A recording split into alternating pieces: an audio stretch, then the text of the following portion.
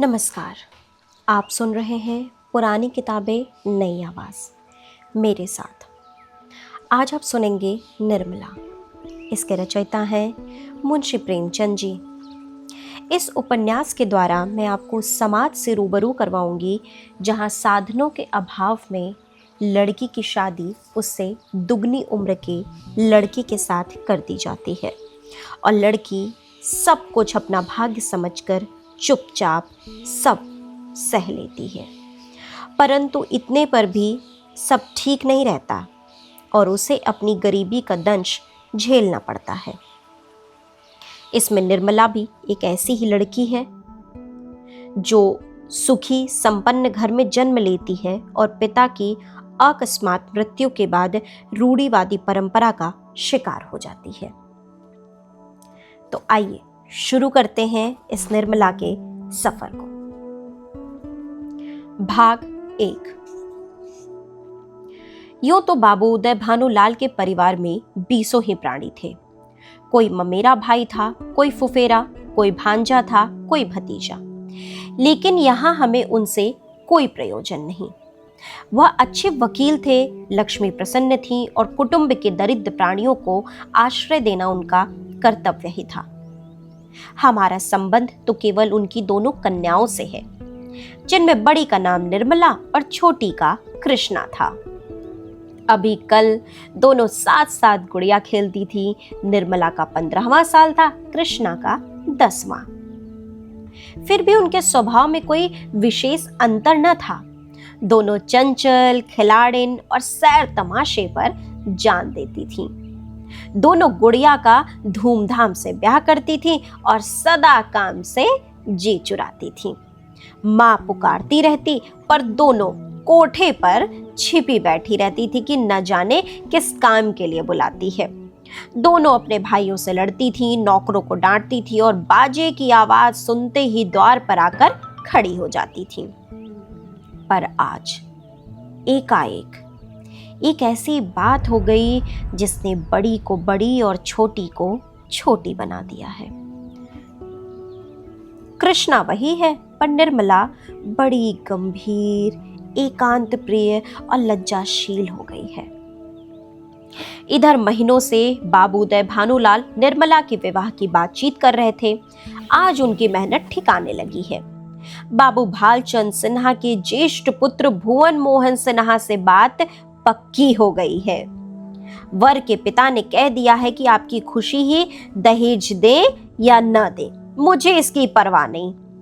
लेकिन हाँ, बारात में जो लोग आए उनका आदर सत्कार अच्छी तरह होना चाहिए, जिसमें मेरी और आपकी जग हंसाई ना हो। तो बाबू उदय भानुलाल तो थे वकील, पर संचय करना ना जानते थे। दहेज उनके सामने एक कठिन समस्या थी। इसलिए जब वर के पिता ने स्वयं कह दिया कि मुझे दहेज की परवाह नहीं, तो मानो उन्हें आंखें मिल गईं। डरते थे कि न जाने किस किस के सामने हाथ फैलाना पड़े। 2-3 महाजनों को ठीक कर रखा था। उनका अनुमान था कि हाथ रोकने पर भी 20,000 से कम खर्च न होंगे। यह आश्वासन पाकर वे खुशी के मारे फूले न समाये। इसकी सूचना ने अज्ञान बालिका को मुंह ढांप कर एक कोने में बिठा रखा है। उसके हृदय में एक विचित्र शंका समा गई है। रोम रोम में एक अज्ञात भय का संचार हो गया है। न जाने क्या होगा। उसके मन में वे उमंगे नहीं जो युवतियों की आंखों से तिरछी चितवन बनकर, होठों पर मधुर हास्य बनकर और अंगों में आलस्य बनकर प्रकट होती हैं। नहीं, वहां अभिलाषाएं नहीं हैं, वहां केवल शंकाएं, चिंताएं और भीरू कल्पनाएं हैं। यौवन का अभी तक पूर्ण प्रकाश नहीं हुआ है। कृष्णा कुछ कुछ जानती है, कुछ कुछ नहीं जानती। जानती है बहन को अच्छे अच्छे गहने मिलेंगे, द्वार पर बाजे बजेंगे, मेहमान आएंगे, नाच गाना होगा। यह जानकर प्रसन्न है और यह भी जानती है कि बहन सबके गले मिलकर रोएगी, यहाँ से रो धोकर विदा हो जाएगी। मैं अकेली रह जाऊंगी। यह जानकर दुखी है। पर यह भी जानती है कि यह किस लिए हो रहा है। माताजी और पिताजी क्यों बहन को इस घर से निकालने को इतने उत्सुक हो रहे हैं? बहन ने तो किसी को कुछ नहीं कहा, किसी से लड़ाई नहीं की। क्या इसी तरह एक दिन मुझे भी ये लोग निकाल देंगे? मैं भी इसी तरह कोने में बैठकर रोऊंगी और किसी को मुझ पर दया ना आएगी। इसलिए वह भयभीत भी है। संध्या का समय था। निर्मला छत पर जानकर अकेली बैठी आकाश और त्रिषित नेत्रों से ताक रही थी। ऐसा मन होता था पंख होते तो वो उड़ जाती और इन सारे झंझटों से छूट जाती। इस समय बहुधा दोनों बहनें कहीं सैर करने जाया करती थी। बग्गी खाली न होती तो बगीचे में ही टहला करती, इसलिए कृष्णा उसे खोजती फिरती। जब कहीं न पाया तो छत पर आए और उसे देखते ही हंसकर बोली, तुम यहाँ आकर छिपे बैठी हो और मैं तुम्हें ढूंढती फिरती हूँ।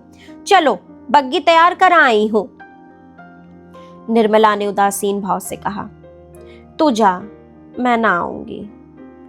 कृष्णा, नहीं मेरी अच्छी दीदी, आज जरूर चलो, देखो कैसी ठंडी ठंडी हवा चल रही है। निर्मला, मेरा मन नहीं चाहता, तो चली जा। कृष्णा की आंखें डबडबा आईं, कांपती हुई आवाज से बोली, आज तुम क्यों नहीं चलती? मुझसे क्यों नहीं बोलती? क्यों इधर उधर छिपी छिपी फिरती हो? मेरा जी अकेले बैठे बैठे घबराता है। तुम ना चलोगी तो मैं भी ना जाऊंगी, यहीं तुम्हारे साथ बैठी रहूंगी। निर्मला, और जब मैं चली जाऊंगी तब क्या करेगी? तब किसके साथ खेलेगी और किसके साथ घूमने जाएगी? बता। कृष्णा, मैं भी तुम्हारे साथ चलूंगी, अकेले मुझसे यहां ना रहा जाएगा। निर्मला मुस्कुराकर बोली, तुझे अम्मा न जाने देगी। कृष्णा, तो मैं भी तुम्हें न जाने दूंगी। तुम अम्मा से कह क्यों नहीं देती कि मैं ना जाऊंगी? निर्मला, कह तो रही हूं, कोई सुनता है? कृष्णा, तो क्या ये तुम्हारा घर नहीं है? निर्मला, नहीं, मेरा घर होता तो कोई क्यों जबरदस्ती निकाल देता? कृष्णा, इसी तरह किसी दिन मैं भी निकाल दी जाऊंगी। निर्मला, और नहीं तो क्या, तू बैठी रहेगी? हम लड़कियां हैं, हमारा घर कहीं नहीं होता। कृष्णा, चंदर भी निकाल दिया जाएगा? निर्मला, चंदर तो लड़का है, उसे कौन निकालेगा? कृष्णा, तो लड़कियां बहुत खराब होती होंगी। निर्मला, खराब न होती तो घर से भगाई क्यों जाती? कृष्णा, चंदर इतना बदमाश है, उसे कोई नहीं भगाता। हम तुम तो कोई बदमाशी भी नहीं करती। एकाएक चंदर धम धम करता हुआ छत पर आ पहुंचा और निर्मला को देखकर बोला, अच्छा आप यहाँ बैठी हैं? ओहो, अब तो बाजे बजेंगे, दीदी दुल्हन बनेगी, पालकी पर चढ़ेगी। ओहो ओहो। चंदर का पूरा नाम चंद्रभानु सिन्हा था। निर्मला से 3 साल छोटा और कृष्णा से 2 साल बड़ा। निर्मला, चंदर, मुझे चिढ़ाओगे तो अभी जाकर अम्मा से कह दूंगी। चंदर, तो चिढ़ती क्यों हो? तुम भी बाजे सुनना। ओहो ओहो, अब आप दुल्हन बनेंगी। क्यों किसनी? तू बाजे सुनेगी ना? वैसे बाजे तूने कभी ना सुने होंगे। कृष्णा, क्या बैंड से भी अच्छे होंगे? चंदर, हाँ हाँ, बैंड से भी अच्छे, 1000 गुना अच्छे, लाख गुना अच्छे। तुम क्या जानो, एक बैंड सुन लिया तो समझने लगी कि उससे अच्छे बाजे नहीं होते। बाजे बजाने वाले लाल लाल वर्दियां और काली काली टोपियां पहने होंगे, ऐसे खूबसूरत मालूम होंगे कि तुमसे क्या कहूं। आतिशबाजियां भी होंगी, हवाइयां आसमान में उड़ जाएंगी और वहां तारों में लगेंगी तो लाल लाल पीले हरे नीले तारे टूट टूट कर गिरेंगे। बड़ा मजा आएगा। कृष्णा, और क्या क्या होगा चंदर, बता देना मेरे भैया। चंदर, मेरे साथ घूमने चल, तो रास्ते में सारी बातें बता दूं। ऐसे ऐसे तमाशे होंगे कि देखकर तेरी आंखें खुल जाएंगी। हवा में उड़ती हुई परियां होंगी, सचमुच की परियां। कृष्णा, अच्छा चलो, लेकिन ना बताओगे ना तो मारूंगी।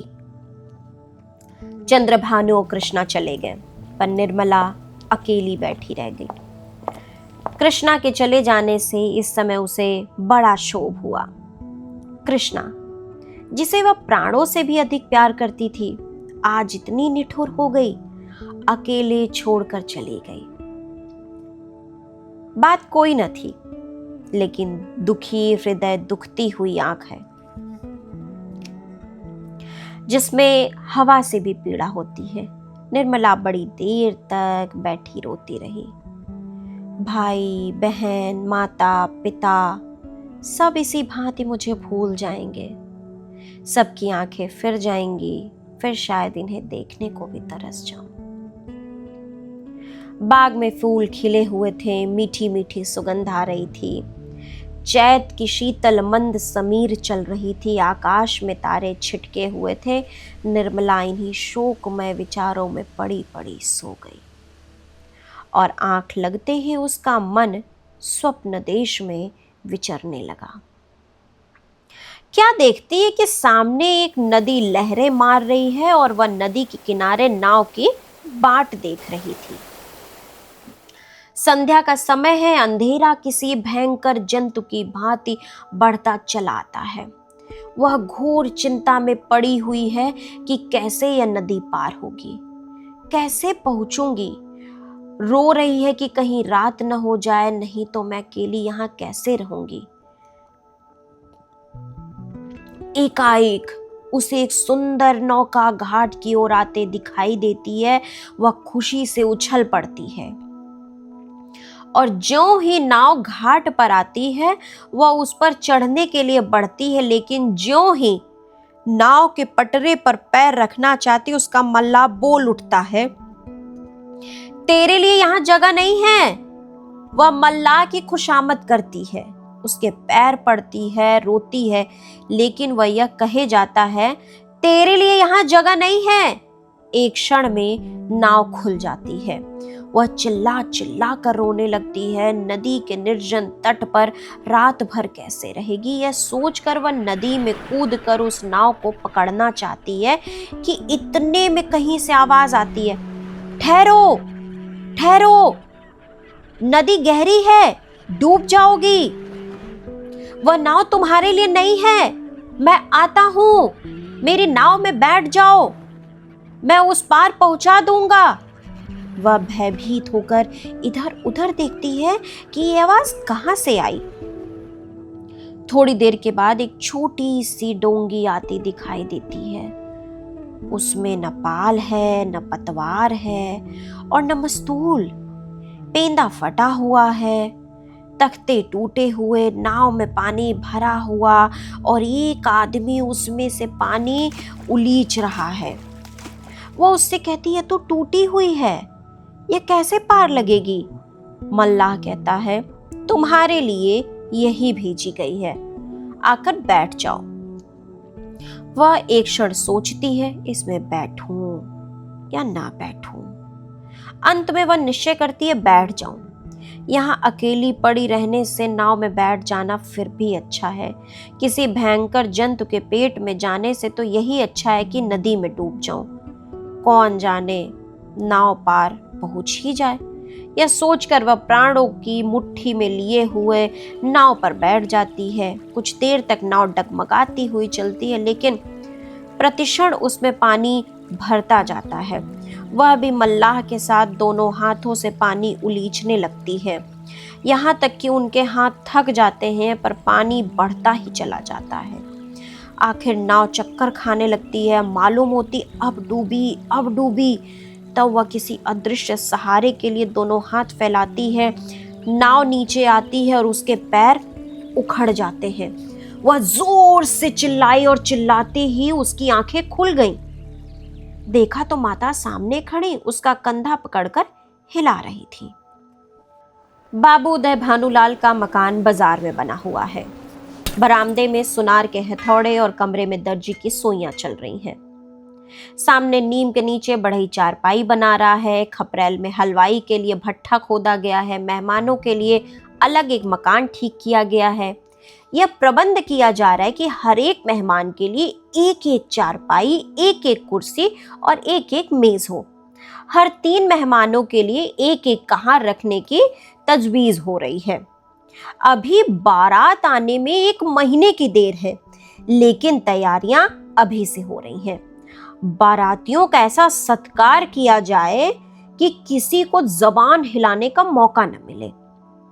वे लोग भी याद रखें कि किसी के यहाँ बारात में गए थे। पूरा मकान बर्तनों से भरा हुआ है। चाय के सेट हैं, नाश्ते की तश्तियां, थाल, लोटे, गिलास। जो लोग नित्य खाट पर पड़े हुक्का पीते रहते थे, बड़ी तत्परता से काम में लगे हुए हैं। अपनी उपयोगिता सिद्ध करने का ऐसा अच्छा अवसर उन्हें फिर बहुत दिनों के बाद मिलेगा। जहां एक आदमी को जाना होता है, 5 दौड़ते हैं। काम कम होता है, हुल्लड़ अधिक। जरा जरा सी बात पर घंटों तर्क वितर्क होता है और अंत में वकील साहब को आकर निर्णय करना पड़ता है। एक कहता है यह घी खराब है, दूसरा कहता है इससे अच्छा बाजार में मिल जाए तो टांग की राह से निकल जाऊं, तीसरा कहता है इसमें तो हीक आती है, चौथा कहता है तुम्हारी नाक ही सड़ गई है। तुम क्या जानो घी किसे कहते हैं? जब से यहाँ आए हो घी मिलने लगा है, नहीं तो घी के दर्शन भी ना होते थे। इस पर तकरार बढ़ जाती है और वकील साहब को झगड़ा चुकाना होता है। रात के 9 बजे थे। उदय भानुलाल अंदर बैठे हुए खर्च का तखमीना लगा रहे थे। वह प्राय रोज ही तखमीना लगाते थे, पर रोज ही उसमें कुछ न कुछ परिवर्तन और परिवर्धन करना पड़ता था। सामने कल्याणी भौहें सिकोड़ी हुई खड़ी थी। बाबू साहब ने बड़ी देर के बाद सिर उठाया और बोले 10,000 से कम नहीं होता, बल्कि शायद और बढ़ जाए। कल्याणी 10 दिन में 5 से 10,000 हुए, 1 महीने में तो शायद 1,09,000 बता जाए। उदय भानु क्या करूं, जग हंसाई भी तो अच्छी नहीं लगती। कोई शिकायत हुई तो लोग कहेंगे नाम बड़े दर्शन थोड़े। फिर जब वह मुझसे दहेज 1 पाई नहीं लेते तो मेरा भी तो कर्तव्य है कि मेहमानों के आदर सत्कार में कोई बात उठा न रखूं। कल्याणी जब से ब्रह्मा ने सृष्टि रची तब से आज तक कभी बरातियों को कोई प्रसन्न नहीं रख सकता। उन्हें दोष निकालने और निंदा करने का कोई न कोई अवसर मिल ही जाता है। जिसे अपने घर सूखी रोटियां भी मैसर नहीं, वह भी बारात में आकर तानाशाह बन बैठता है। तेल खुशबूदार नहीं, साबुन टके शेर का जाने कहां से बटोर लाएं। कहां बात नहीं सुनते, लालटेन धुआं देती है, कुर्सियों में खटमल है, चारपाइयां ढीली हैं, जनवासे की जगह हवादार नहीं। ऐसी ऐसी हजारों शिकायतें होती रहती हैं। उन्हें आप कहां तक रोकिएगा? अगर यह मौका न मिला तो कोई और ऐब निकाल लिए जाएंगे। भाई यह तेल तो रेडियो के लगाने लायक है, हमें तो सादा तेल चाहिए। जनाब ने यह साबुन नहीं भेजा है, अपनी अमीरी की शान दिखाई है, मानो हमने साबुन देखा ही नहीं। ये कहार नहीं यमदूत हैं, जब देखिए सिर पर सवार। लालटेन ऐसी भेजी है कि आंखें चमकने लगती हैं। अगर 10-5 दिन इस रोशनी में बैठना पड़े तो आंखें फूट जाएं। जनवासा क्या है, अभागे का भाग्य है जिस पर चारों तरफ से झोंके आते रहते हैं। मैं तो फिर यही कहूंगी कि बारातियों के नखरों का विचार ही छोड़ दो। उदय भानु तो आखिर तुम मुझे क्या करने को कहती हो? कल्याणी कह तो रही हूं, पक्का इरादा कर लो कि मैं 5,000 से अधिक न खर्च करूंगा। घर में तो टका है नहीं, कर्ज का भरोसा ठहरा, तो इतना कर्ज क्यों लेके जिंदगी में अदा ना हो? आखिर मेरे और भी तो बच्चे हैं, उनके लिए भी तो कुछ चाहिए। उदय भानु तो आज मैं मरा जाता हूँ। कल्याणी जीने मरने का हाल कोई नहीं जानता। उदय भानु तो तुम बैठी यही मनाया करती हो। कल्याणी इसमें बिगड़ने की तो कोई बात नहीं है, मरना एक दिन सभी को है, कोई यहाँ अमर होकर थोड़े ही आया है। आंखें बंद कर लेने से तो होने वाली बात न टलेगी। रोज आंखों देखती हूँ, बाप का देहांत हो जाता है, उसके बच्चे गली गली ठोकरे खाते फिरते हैं। आदमी ऐसा काम ही क्यों करे? उदय भानु ने जलकर कहा।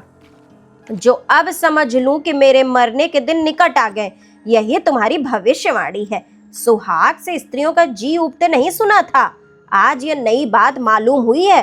रंडापे में भी कोई सुख होगा ही। कल्याणी, तुमसे दुनिया की कोई भी बात कही जाती है तो जहर उगलने लगते हो, इसलिए न कि जानते हो इसे कहीं टिकना नहीं है। मेरी ही रोटियों पर पड़ी हुई है या और कुछ। जहां कोई बात कही बस सिर हो गए, मानो मैं घर की लौड़ी हूं। मेरा केवल रोटी और कपड़े का नाता है। जितना ही मैं दबती हूं तुम और भी दबाते हो। मुफ्तखोर माल उड़ाए कोई मुंह न खोले, शराब कबाब में रुपए लुटे कोई जबान न हिलाए। वे सारे कांटे मेरे बच्चों के लिए ही तो बोए जा रहे हैं। उदय भानु, तो क्या मैं तुम्हारा गुलाम हूँ? कल्याणी, तो क्या मैं तुम्हारी लौड़ी हूँ? उदय भानु, ऐसे मर्द और होंगे जो औरतों के इशारे पर नाचते हैं। कल्याणी, तो ऐसी स्त्रियां भी होंगी जो मर्दों की जूतियां सहा करती हैं। उदय भानु, मैं कमा कर लाता हूं, जैसे चाहूं खर्च कर सकता हूं, किसी को बोलने का अधिकार नहीं। कल्याणी, तो आप अपना घर संभालिए। ऐसे घर को मेरा दूर से ही सलाम है, जहां मेरी कोई पूछ नहीं। घर में तुम्हारा जितना अधिकार है उतना ही मेरा भी, इससे जौ भर भी कम नहीं है। अगर तुम अपने मन के राजा हो तो मैं भी अपने मन की रानी हूँ। तुम्हारा घर तुम्हें मुबारक, मेरे लिए पेट की रोटियों की कमी नहीं है। तुम्हारे बच्चे मरो या जिलाओ, न आंखों से देखूंगी न पीड़ा होगी। आंखें फूटी पीर गई। उदय भानु, क्या तुम समझती हो कि तुम न संभालोगी मेरा घर ही न संभलेगा? मैं अकेले ऐसे ऐसे 10 घर संभालता हूँ। कल्याणी, कौन? अगर आज के महीने दिन मिट्टी में न मिल जाए तो कहना कोई कहती थी। यह कहते कहते कल्याणी का चेहरा तमतमा उठा। वह झमक कर उठी और कमरे के द्वार की ओर चली। वकील साहब मुकदमे में तो खूब मीन मेख निकालते थे, लेकिन स्त्रियों के स्वभाव का उन्हें कुछ यों ही सा ज्ञान था। यही एक ऐसी विद्या है जिसमें आदमी बूढ़ा होने पर भी कोरा रह जाता है। अगर वे अब भी नरम पड़ जाते और कल्याणी का हाथ पकड़कर बिठा लेते तो शायद वह रुक जाती, लेकिन आपसे यह तो हो न सका। उल्टे चलते चलते एक और चरका दिया। बोले, मैके का घमंड होगा। कल्याणी ने द्वार पर रुककर पति की ओर लाल लाल नेत्रों से देखा और बिफर कर बोली, मैके वाले मेरे तकदीर के साथ ही नहीं है, और न मैं इतनी नीच हूं कि उनकी रोटियों पर जा पड़ूं। उदय भानु, तब कहां जा रही हो? कल्याणी, तुम यह पूछने वाले कौन होते हो? ईश्वर की सृष्टि में असंख्य पापियों के लिए जगह है, क्या मेरे लिए ही जगह नहीं है? यह कहकर कल्याणी कमरे के बाहर निकल गई। आंगन में आकर उसने एक बार आकाश की ओर देखा, मानो तारागढ़ को साक्षी दे रही है कि मैं इस घर में कितनी निर्दयता से निकाली जा रही हूँ। रात के 11 बज गए थे। घर में सन्नाटा छा गया था। दोनों बेटों की चारपाई उसी के कमरे में रहती थी। वह अपने कमरे में आई, देखा चंद्रभानु सोया है। सबसे छोटा सूर्यभानु चारपाई पर उठ बैठा है। माता को देखते वह बोला, तुम कहाँ गई थी अम्मा? कल्याणी दूर ही से खड़े खड़े बोली, कहीं नहीं बेटा, तुम्हारे बाबूजी के पास गई थी। सूर्य, तुम तली गई थी? मुझे अकेले में डर लगता था, तुम क्यों तली गई थी, बताओ। यह कहकर बच्चे ने गोद में चढ़ने के लिए दोनों हाथ फैला दिए। कल्याणी अब अपने को न रोक सकी। मात्र स्नेह के सुधा प्रभाव से उसका संतप्त हृदय परिपालवित हो गया। हृदय के कोमल पौधों जो क्रोध के ताप से मुरझा गए थे फिर हरे हो गए। आंखें सजल हो गई। उसने बच्चों को गोद में उठा लिया और छाती से लगाकर बोली, तुमने पुकार क्यों न लिया बेटा? सूर्य, पुतालता तो था, तुम सुनती नहीं। बताओ, अब तो कभी न दाओगी? कल्याणी, नहीं भैया, अब नहीं जाऊंगी। यह कहकर कल्याणी सूर्यभानु को लेकर चारपाई पर लेटी। माँ के हृदय से लिपटते ही बालक ने शंख होकर सो गया। कल्याणी के मन में संकल्प विकल्प होने लगे। पति की बातें याद आती तो मन होता घर को तिलांजलि देकर चली जाऊं, लेकिन बच्चों का मुंह देखती तो वात्सल्य से चित्त गदगद हो जाता। बच्चों को किस पर छोड़कर जाऊं? मेरे इन लालों को कौन पालेगा? ये किसके होकर रहेंगे? कौन प्रातः इन्हें दूध और हलवा खिलाएगा? कौन इनकी नींद सोएगा, इनकी नींद जागेगा? बेचारे कौड़ी के 3 हो जाएंगे। नहीं प्यारो, मैं तुम्हें छोड़कर नहीं जाऊंगी। तुम्हारे लिए सब कुछ सह लूंगी। निरादर, अपमान, जली, कटी, खरी, खोटी, घुड़की, झिड़की, सब तुम्हारे लिए सहूंगी। कल्याणी तो बच्चों को लेकर लेटी, पर बाबू साहब को नींद ना आई। उन्हें चोट करने वाली बातें बड़ी मुश्किल से भूलती थीं। उफ, यह मिजाज! मानो मैं ही इनकी स्त्री हूँ। बात मुंह से निकालनी मुश्किल है। अब मैं इनका गुलाम होकर रहूं। घर में अकेली ये रहें और बाकी जितने अपने बेगाने हैं सब निकाल दिए जाएं। जला करती है, मनाती है कि ये किसी तरह मरे तो मैं अकेली आराम करूं। दिल की बात मुंह से निकल ही आती है, चाहे कोई कितना ही छिपाए। कई दिन से देख रहा हूं ऐसी ही जली कटी सुनाया करती है। मैके का घमंड होगा, लेकिन वहां कोई भी ना पूछेगा। अभी सब आओ भगत करते हैं। जब जाकर सिर पड़ जाएगी तो आटे दाल का भाव मालूम हो जाएगा। रोती हुई जाएगी। वारे घमंडी, सोचती है मैं ही यह गृहस्थी संभालती हूँ। अभी 4 दिन को कहीं चला जाऊं तो मालूम हो जाएगा। सारी सेखी किरकिरी हो जाएगी। एक बार इनका घमंड तोड़ ही दूं, जरा वैधव का मजा भी चखा दूं। न जाने इनकी हिम्मत कैसे पड़ती है कि मुझे यूं कोसने लगते हैं। मालूम होता है प्रेम इन्हें छू नहीं गया, या समझती है यह घर से इतना चिमटा हुआ है कि इसे चाहे जितना कोसो टलने का नाम न लेगा। यही बात है। पर यहाँ संसार से चिमटने वाले जीव नहीं हैं। जहन्नुम में जाए यह घर, जहाँ ऐसे प्राणियों से पाला पड़े। घर है या नरक? आदमी बाहर से थका मांदा आता है तो उसे घर में आराम मिलता है। यहाँ आराम के बदले कोसने सुनने पड़ते हैं। मेरी मृत्यु के लिए व्रत रखे जाते हैं। ये है 25 वर्ष के दाम्पत्य जीवन का अंत। बस चल ही दो। जब देख लूंगा सारा घमंड धूल में मिल गया है और मिजाज ठंडा हो गया तो लौट आऊंगा। 4-5 दिन काफी होंगे। लो, तुम भी याद करोगी किसी से पाला पड़ा था। यही सोचते हुए बाबू साहब उठे, रेशमी चादर गले में डाली, कुछ रुपए लिए, अपना कार्ड निकालकर दूसरे कुर्ते की जेब में रखा, छड़ी उठाई और चुपके से बाहर निकले। सब नौकर नींद में मस्त थे। कुत्ता आहट पाकर चौंक पड़ा, उनके साथ हो लिया। पर यह कौन जानता था कि यह सारी लीला विधि के हाथों रची जा रही है। जीवन रंगशाला का वह निर्दय सूत्रधार किसी अगम गुप्त स्थान पर बैठा हुआ अपनी जटिल क्रूर क्रीड़ा दिखा रहा है। यह कौन जानता था कि नकल असल होने जा रही है। अभिनय सत्य का रूप ग्रहण करने वाला है।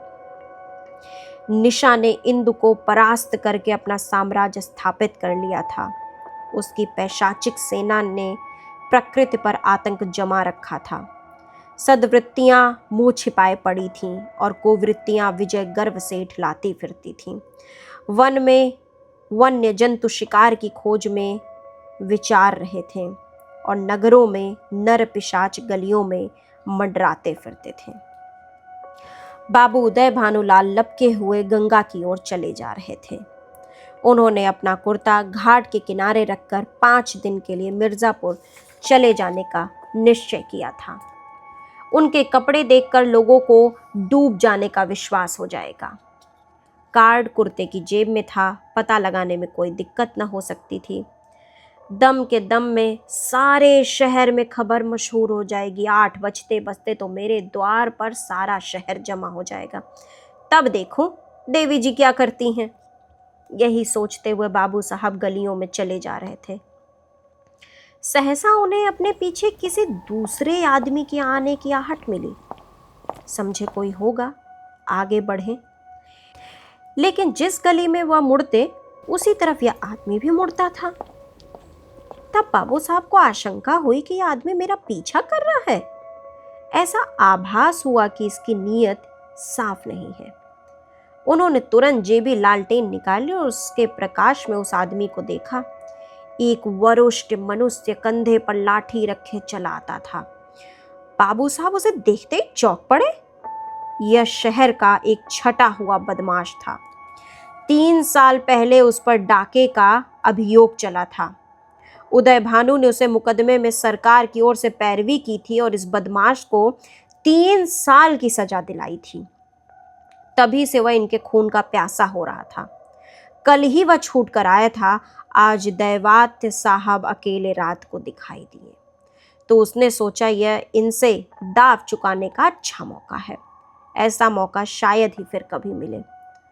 तुरंत पीछे हो लिया और वार करने की घात में ही था कि बाबू साहब ने जेबी लालटेन जलाई। बदमाश जरा ठिठक कर बोला, क्यों बाबूजी, पहचानते हो? मैं हूं मतई। बाबू साहब ने डपट कर कहा, तुम मेरे पीछे पीछे क्यों आ रहे हो? मतई, क्यों? किसी को रास्ते चलने की मनाही है? यह गली तुम्हारे बाप की है? बाबू साहब जवानी में कुश्ती लड़े थे, अब भी हष्ट-पुष्ट आदमी थे, दिल के भी कच्चे न थे। छड़ी संभाल कर बोले, अभी शायद मन नहीं भरा, अब की 7 साल को जाओगे? मतई, मैं 7 साल को जाऊं या 14 साल को, पर तुम्हें जिंदा ना छोड़ूंगा। हाँ, अगर तुम मेरे पैरों पर गिरकर कसम खाओ कि अब किसी को सजा न कराऊंगा तो छोड़ दूं। बोलो, मंजूर है? उदय भानु, तेरी शामत तो नहीं आई? मतई, शामत मेरी नहीं आई, तुम्हारी आई है। बोलो, खाते हो कसम? 1। उदय भानु, तुम हटते हो कि मैं पुलिसमैन को बुलाऊं? मतई, 2। उदय भानु, हट जा बदमाश सामने से। मतई, 3। मुंह से 3 शब्द निकलते ही बाबू साहब के सिर पर लाठी का ऐसा तुला हाथ पड़ा कि वह अचेत होकर जमीन पर गिर पड़े। मुंह से केवल इतना ही निकला, हाय, मार डाला। मतई ने समीप आकर देखा तो सिर फट गया था और खून की धार निकल रही थी। नाड़ी का कहीं पता न था। समझ गया कि काम तमाम हो गया। उसने कलाई से सोने की घड़ी खोल दी, कुर्ते से सोने के बटन निकाल लिए, उंगली से अंगूठी उतारी और अपनी राह चला गया, मानो कुछ हुआ ही नहीं। हाँ, इतनी दया की कि लाश को रास्ते से घसीट कर किनारे डाल दी। हाय, बेचारे क्या सोचकर चले थे, क्या हो गया। जीवन तुमसे ज्यादा आसार भी दुनिया में कोई वस्तु है? क्या वह उस दीपक की भांति भी क्षणभंगुर नहीं है जो हवा के एक झोंके से बुझ जाता है? पानी के एक बुलबुले को देखते हो, लेकिन उसे टूटते भी कुछ देर लगती है। जीवन में उतना सार भी नहीं, सांस का भरोसा ही क्या। और इसी नश्वरता पर हम अभिलाषाओं के कितने विशाल भवन बनाते हैं, नहीं जानते। नीचे जाने वाली सांस ऊपर आएगी या नहीं, पर सोचते इतनी दूर की हैं, मानो हम अमर हैं। अगर आपको हमारी कहानी पसंद आई हो तो प्लीज़ हमारे चैनल पुरानी किताबें नई आवाज़ को सब्सक्राइब कीजिए और अपने फ्रेंड्स या रिश्तेदारों के साथ शेयर कीजिए। इसके साथ ही आप हमारे इंस्टाग्राम पर भी जाकर पुरानी किताबें नई आवाज़ को फॉलो कर सकते हैं। धन्यवाद। मिलते हैं निर्मला के अगले भाग के साथ। तब तक आप अपना बहुत ध्यान रखिए।